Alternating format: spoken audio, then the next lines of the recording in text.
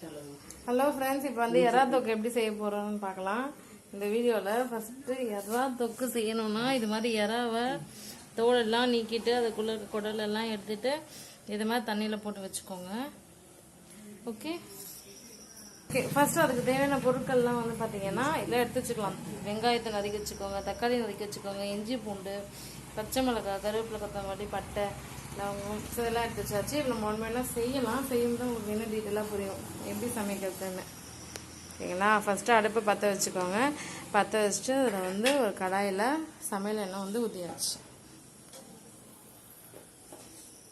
அந்த எண்ணெய் நல்லா சூடாகணும். சூடானதுக்கப்புறமா கடுகு போடுறோம்.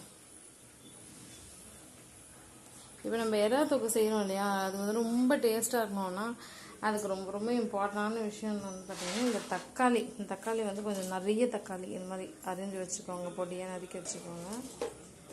ஓகே,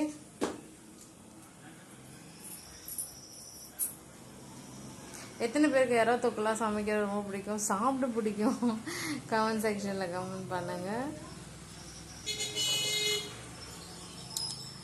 அந்த கடுகுலாம் நல்லா வெடித்து நல்லா பொரிஞ்சதுக்கப்புறமா ஆனியன் போட்டு நல்லா வதக்க போகிறோம். ஓகே,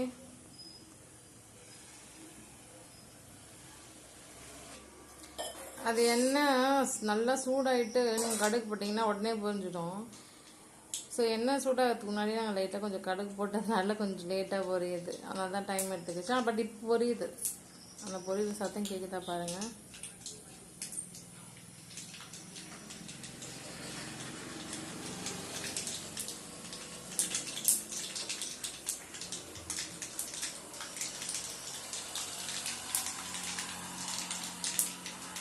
பாருங்க, நல்லா படன்னு பொரிஞ்சிருச்சு அந்த கடுகு. ஸோ நெக்ஸ்ட் வந்து நம்ம என்ன பண்ணுறோம் அப்படின்னா அந்த பட்டை எல்லாம் எடுத்து வச்சுருந்தோம் இல்லையா, இந்த பட்டை, பிரிஞ்சி இலை, இதெல்லாமே. ஸோ அதெல்லாம் போட்டாச்சு. போட்டுட்டு வெங்காயம் நறுக்கி வச்சுருந்தோம் இல்லையா, அதையும் வந்து போடுறோம். ஓகே, ஒரு பக்கம் பாருங்க, சுட சாப்பாடு வந்து வெந்துட்டுருக்கு. சோறு சூடாக சமைச்சு அதுக்கு சூடான ப்ரான்ஸ் கிரேவி எறா தொக்கு தான் செஞ்சிட்ருக்கோம். ரொம்ப நல்லாயிருக்கும், நல்ல காம்பினேஷன். ப்ரான்ஸ் கிரேவியை டிஃப்ரெண்ட் மெத்தடில் சமைக்கிறாங்க. நான் நிறைய யூடியூப்பில் பார்த்துருக்கேன். ஸோ யாரெல்லாம் எங்களை மாதிரியே சமைப்பீங்க இல்லை வேறு மாதிரி என்ன டிஃப்ரெண்ட்டாக சமைப்பீங்கன்னு கமெண்ட் செக்ஷனில் கமெண்ட் பண்ணுங்கள். நெக்ஸ்ட் வந்து பார்த்தீங்கன்னா லைட்டாக சால்ட் வந்து போட்டுக்கோங்க. அப்போ தான் வந்து பார்த்தீங்கன்னா நம்ம போட்டோம் இல்லையா அந்த ஆனியன் நறுக்கி வச்சு வெங்காயம், அது வந்து டக்குன்னு கொஞ்சம் வதங்கிடும். ஸோ டைம் சேவ் ஆகும். ஸோ அதுக்காக தான் லைட்டாக சால்ட் போட்டு இது மாதிரி வதக்கி விடணும். இது வந்து எறா தொக்கு ப்ரான்ஸ் கிரேவி அப்படின்றதுனால இந்த வெங்காயமும் தக்காளியும் கொஞ்சம் நிறைய போட்டால் தான் டேஸ்டியாக இருக்கும். ஓகே, ஸோ அடுத்தது வந்து பார்த்தீங்கன்னா இந்த இஞ்சியும் பூண்டையும் நசுக்கி வச்சுருந்தோம் இல்லையா, அதை வந்து போடணும். இது வந்து நசுக்கி தான் போடணும், பேஸ்ட்டாக அரைச்சி ஊற்ற வேண்டாம். இது வந்து நல்லாயிருக்கும். இந்த மாதிரி நசுக்கி போட்டாலே நல்லா செம்ம டேஸ்ட்டாக இருக்கும். இஞ்சியும் பூண்டையும் அதையும் அந்த வெங்காயத்தோடு சேர்த்து நல்லா வதங்கி விட்டுடலாம். ஓகேங்களா? அப்புறம் ஒரு பச்சை மிளகாவை கீறி அதை வந்து இதில் போட்டு நல்லா வதக்கிடணும். பச்சை மிளகாய் நம்ம போட்டனால அதுவும் டேஸ்ட்டாகவும் கொஞ்சம் காரமாகவும் ரொம்ப நல்லாயிருக்கும். கண்டிப்பாக இது மாதிரி டைப்பில் நீங்கள் சமைங்க. ப்ரான்ஸ் கிரேவியே டிஃப்ரெண்ட் மெத்தடில் சமைக்கிறாங்க. நாங்கள் செய்கிற மெத்தடில் நீங்கள் சமைச்சு சாப்பிட்டு எப்படி இருந்துச்சுன்னு சொல்லுங்கள். அப்புறம் நிறைய பேர் இப்போ சேனல் பார்க்க ஆரம்பிச்சிட்டிங்க. 2000 சப்ஸ்கிரைபர்ஸ் இந்த சேனலுக்கு வந்தாச்சு. அவங்க எல்லாருக்கும் ரொம்ப ரொம்ப தேங்க்ஸ். ஸோ அகெயின் நாங்கள் போடுற வீடியோஸ் எல்லாம் பார்த்து என்ஜாய் பண்ணுங்கள். குக்கிங் லேர்ன் பண்ணிக்கோங்க, உங்களுக்கு யூஸ்ஃபுல்லாக இருக்கும். ஸோ சவுத் இந்தியன் மெத்தடில், சவுத் இந்தியன் ஸ்டைலில் நாங்கள் செய்கிற ரெசிபீஸ் நான்வெஜ்ஜாக இருக்கட்டும் வெஜ்ஜாக இருக்கட்டும் உங்களுக்கு ரொம்ப யூஸ்ஃபுல்லாக இருக்கும். ஸோ குக்கிங் வீடியோஸை தொடர்ந்து பாருங்கள்.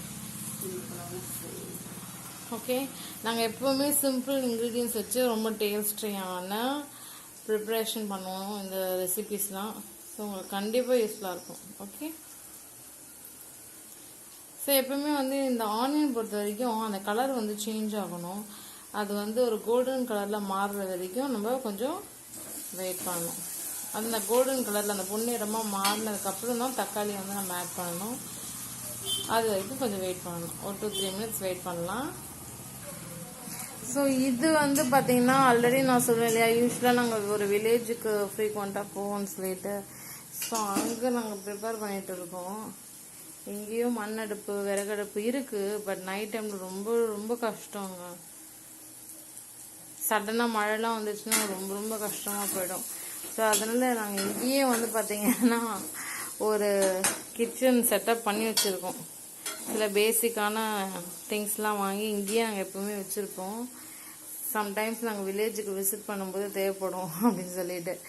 பாருங்கள், இங்கேயுமே எல்லோரும் ஒரு இடத்துல வைக்கிறதே பெரிய விஷயம். நாங்கள் சென்னையிலையும் வச்சுருக்கோம், இங்கே வில்லேஜ்லேயும் வச்சுருக்கோம். இங்கே பார்த்தீங்கன்னா கேஸ் ஸ்டவ் இருக்குது, சிலிண்டர் இருக்குது, சட்டிங்க இருக்குது, கடாய் இருக்குது, குண்டா இருக்குது, எல்லாமே வச்சுருக்கோம். கம்ப்ளீட் ஒரு கிச்சனுக்கு தேவையான திங்ஸ் தான்.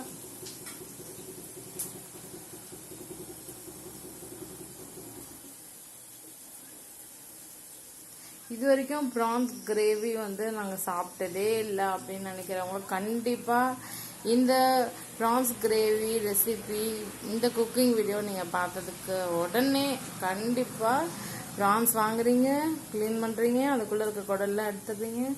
இது மாதிரி ஒரு கடாயில் தண்ணியை ஊற்றிட்டு அந்த ப்ரான்ஸ் எல்லாம் போட்டு வச்சுட்டு சூப்பரான இதே ஸ்டைலில் இந்த குக்கிங் வீடியோவை பார்த்துட்டு நீங்கள் ப்ரான்ஸ் கிரேவி செஞ்சு பாருங்கள்.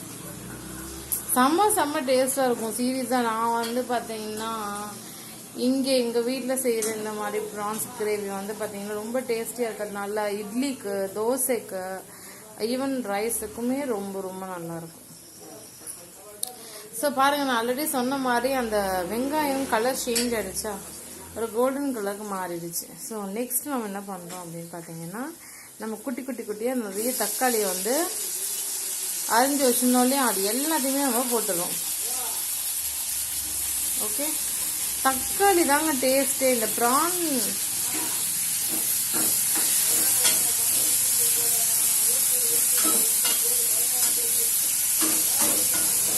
இந்த ப்ரான் தொக்கு வந்து பார்த்தீங்கன்னா தக்காளி போடுறதுனால தான் எனக்கு டேஸ்ட்டாக இருக்குன்னு நான் பிலீவ் பண்ணுறேன். அந்தளவுக்கு செம்ம டேஸ்ட்டாக இருக்கும். நெக்ஸ்ட் கருவேப்பிலை, கொத்தமல்லி எல்லாம் நம்ம போட்டுடலாம். சரிங்களா? போட்டுட்டு இது மாதிரி நல்லா கிளறி விட்டுக்கிட்டிங்கன்னா நல்லா வதங்கிடும். ஓகே, இப்போ நாங்கள் ஊருக்கு வந்திருக்கோம். நான் சொன்னேன் இல்லையா, ஒரு வில்லேஜ் யூஸில் விசிட் பண்ணுறோம். அங்கே வந்தோடனே பார்த்தீங்கன்னா தோட்டத்து கத்திரிக்காய்னு சொல்லிட்டு வித்துட்டு இருந்தாங்க. யூஸ்வலாக நாங்கள் மெட்ராஸில் இருக்கும்போது வந்து பார்த்தீங்கன்னா வேறு கத்திரிக்காய் தான் நாங்கள் இந்த காரக்குழம்பு, கருவாட்டு குழம்பு, மோஸ்ட்லி சாம்பாருக்கு அதெல்லாம் யூஸ் பண்ணுவோம். என்னென்னா ப்ளூ கலரில் போகுது, இங்கு ப்ளூ கலரில் அந்த கத்திரிக்காய் தான் யூஸ் பண்ணுவோம். இது வந்து இங்கே வந்து தோட்டத்து கத்திரிக்காய் நல்லா தான் இருக்கும், ட்ரை பண்ணுங்க அப்படின்னு சொல்லிட்டு வச்சு வந்து ஒருத்தவங்க கொடுத்தாங்க. அடுத்தது பக்கத்துலேயே வந்து பார்த்தீங்கன்னா நாவப்பழம். இது வந்து இங்கேயே வந்து பார்த்தீங்கன்னா ஏரியிலலாம் மரம் இருக்கும். அந்த மரத்தை உலுக்கி எடுத்துகிட்டு வருவாங்க டேஸ்ட் பண்ணுறதுக்கு. ஸோ அவங்க வந்து இது மாதிரி நாவப்பழம் எடுத்து வந்து கொடுத்தாங்க. டேஸ்ட் பண்ணி பாருங்கள், நிஜமாகவே செம்ம டேஸ்ட்டாக இருந்துச்சு. இங்கே பாருங்கள், எனக்கு ரொம்ப ரொம்ப பிடிச்சிருந்துச்சு. ஆக்சுவலி என்னால் ரொம்ப சாப்பிட முடியல. ஸோ அதனால் கொஞ்சம் சாப்பிட்டு பேலன்ஸ் தான் இது. நாங்கள் நிறையவே வாங்கினோம், நிறையவே சாப்பிட்டுட்டோம். சாப்பிட முடியாமல் மிச்சம் இருக்கிறது இது. அப்புறம் இங்கே இருக்க பார்த்தீங்களா வாழைக்காய். இது ஆக்சுவலாக வந்து எங்கள் ரிலேட்டிவ் வந்து கொடுத்தாங்க. மரத்துலேயே வாழைக்காய் வந்துச்சு, வாழை மரத்தில். அதை கொடுத்தாங்க. பஜ்ஜியோ ஏதாச்சும் வாழைக்காய் பொரியலோ செஞ்சு சாப்பிடுங்க, நல்லா இருக்கும் அப்படின்னு கொடுத்தாங்க. கண்டிப்பாக நான் அது வேற ஒரு வீடியோவில் நான் போடுறேன். அதை யூஸ் பண்ணி என்ன செய்யலாம். ஆக்சுவலாக வாழைக்காய் நிறைய செய்யலாம். லைக் வாழைக்காய் பொரியல் செய்யலாம், வாழைக்காய் பஜ்ஜி செய்யலாம், இல்லைன்னா வாழைக்காயில் வந்து பார்த்தீங்கன்னா நிறைய செய்யலாம். என்ன செய்ய போகிறோம்னு ஐடியா இல்லை. செய்யும் போதே கண்டிப்பாக நான் உங்களுக்கு அதை ஸ்பெஷல் வீடியோவாக நான் வேறு ஒரு வீடியோ போடுறேன், பார்த்து தெரிஞ்சுக்கோங்க. இப்போ பாருங்க. அப்புறம் வேர்க்கடலை வாங்கணும். இதில் சொன்னேன்னா இது வந்து பச்சை வேர்க்கடலை ஃப்ரெண்ட்ஸ். இந்த வேர்க்கடலையே விற்றாங்க 3 அழகு 50 ரூபா சம்திங் அந்த மாதிரி விற்றாங்க. ரொம்ப நல்லா இருந்துச்சு. சரி அப்படின்னு சொல்லிட்டு ஃப்ரீயாக இருக்கும் போது டைம் பாஸ் சாப்பிடலான்னு அதையும் வாங்கினோம்.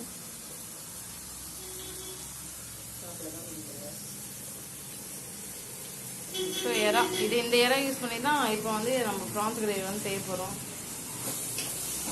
நாங்கள் அப்படியே இங்கே கீழே தான் வச்சுருக்கோம்.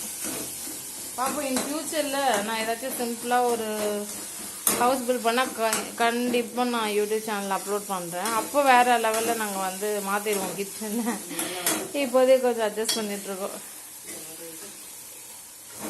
பாருங்க அந்த தக்காளி நல்லா வதங்கிடுச்சு. ஓகேங்களா? வதங்கினதுக்கப்புறம் நாங்கள் என்ன பண்ணுறோன்றத பாருங்க. சாப்பாடுமே பக்கத்தில் வெந்துடுச்சு.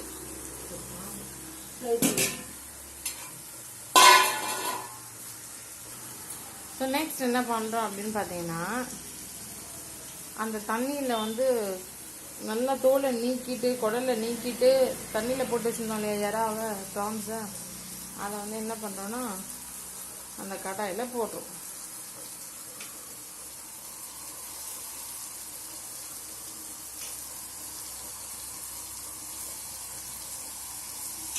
இப்போ எறால கூட வந்து பார்த்தீங்கன்னா ரொம்ப பெரிய பெரிய சைஸ் எறா வந்து பார்த்தீங்கன்னா அவ்வளோ டேஸ்ட் இருக்காது. ரொம்ப செக்க மாதிரி இருக்கும்.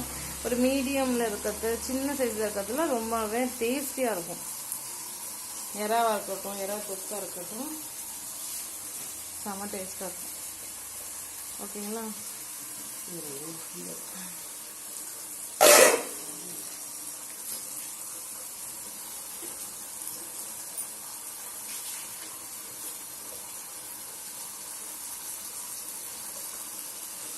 இப்போ அதை நல்லா கிளறி விட்டுக்கலாம். சரிங்களா?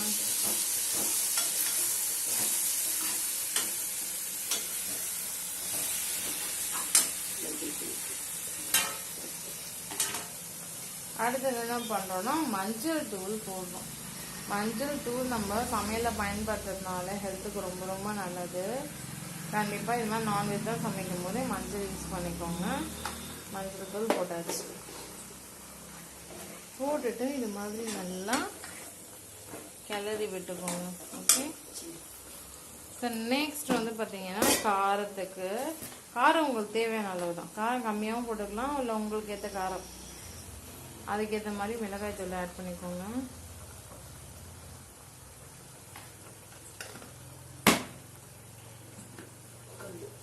அடுத்தது வந்து பார்த்தீங்கன்னா கல்லுப்பு. ஸோ கல்லுப்பும் போட்டாச்சு.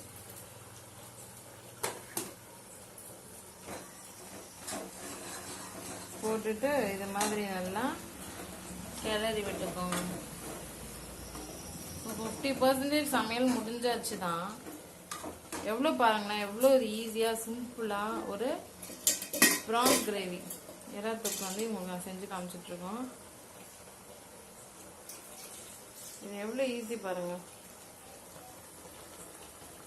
உங்களுக்கு ரொம்ப புரியுற மாதிரி ஈஸியாக சிம்பிளாகவே நாங்கள் எறா தொக்கு ரெசிபி வந்து இப்போ உங்களுக்கு செஞ்சு காமிச்சிட்ருக்கோம். ஸோ நெக்ஸ்ட் வந்து பார்த்தீங்கன்னா தண்ணி வந்து ஊற்றிக்கோங்க. ஏன்னா அப்போ தான் அந்த எறாலாம் நல்லா வேகும். தண்ணியை ஊற்றிட்டு இது மாதிரி நல்லா கிளறி விட்டுக்கோங்க. சரிங்களா?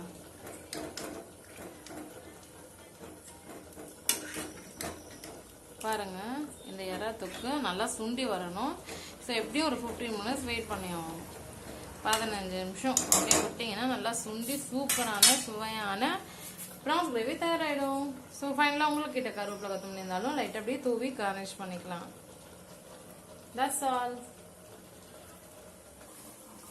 ஸோ ஃப்ரெண்ட்ஸ் இப்போ வந்து பார்த்தீங்கன்னா அந்த எறா தொக்கு ரொம்ப ரொம்ப செம்மையாக கொதிச்சு அந்த ஸ்மெல்லே வந்துச்சு. எறா தொக்கு ஸ்மெல்லு செம்ம டேஸ்ட்டாக இருந்தா ஆயிடுச்சுக்கோங்க. இப்போ ஃபைனலாக இது என்ன மிளகு தொக்கா? அந்த தொக்குல மிளகு போடணுமா? மிளகு தூள். சாரி. ஸோ இது வந்து பார்த்தீங்கன்னா மிளகு தூள். ஆக்சுவலாக சிட்டிலலாம் வந்து பெப்பர் பவுடர்னு விற்பாங்க. இங்கே தான் பெப்பர் பவுடர் கிடைக்கல. ஸோ மிளகு என்ன பண்ணியிருக்காங்க, அவங்க தூள் பண்ணிட்டு இருக்காங்க நல்லா உடச்சி. ஸோ அதை என்ன பண்ணுறாங்கன்னா ஃபைனலாக அந்த எறா தொக்கில் தூவி விட்டாங்க. தூவி விட்டுட்டு நல்லா இந்த மாதிரி கிளறி விட்டாச்சு பாருங்க. செம்ம டேஸ்டியான எறா தொக்கு தயாராகிடுச்சு. ஸோ கண்டிப்பாக இதே மாதிரி சமைச்சு சாப்பிட்டு என்ஜாய் பண்ணுங்க.